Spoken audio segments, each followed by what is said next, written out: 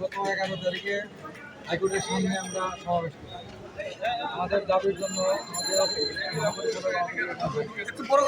আমাদের সমন্বয়কারী নিয়োজন আছে, তাদের সাথে আমাদের আমাদের বাইরে আছে।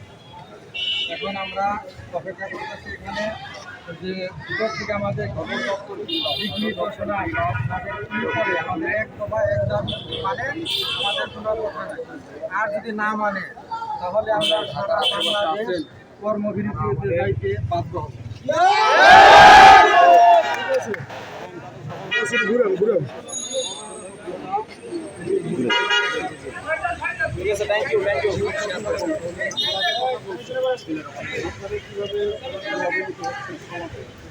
আমরা 1948 সালে 12 জানুয়ারি সেখান থেকে আমাদের বিভিন্ন ধরনের নির্যাতন, আমাদের যে উদ্যোগের কর্মকর্তা আছে, আমাদেরকে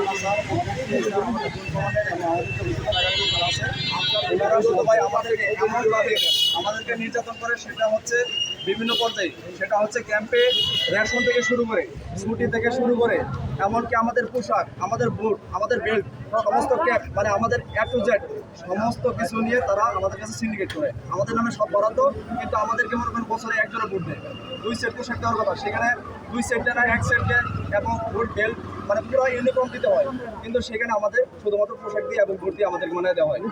আমাদের যে নির্যাতন, সেই নির্যাতনের ক্ষেত্রে দেখেন আমরা কোনো জায়গায় আমাদের যে দাবি দেওয়ার সেইগুলো বললে ওনারা আমাদেরকে বাধা দেয়। আমরা কিছু বলতে গেলে আমাদেরকে ব্লক করে, আমাদেরকে ফ্রিজ করে, এমনকি চাকরিচ্যুত করে।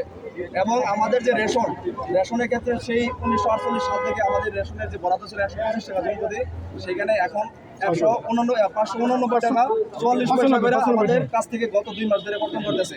এই বিষয়ে একটা চিঠি হয়েছে, সেই কথা বলছি আপনাদের প্রয়োজনে সবার কথা নিব, একজনের কথা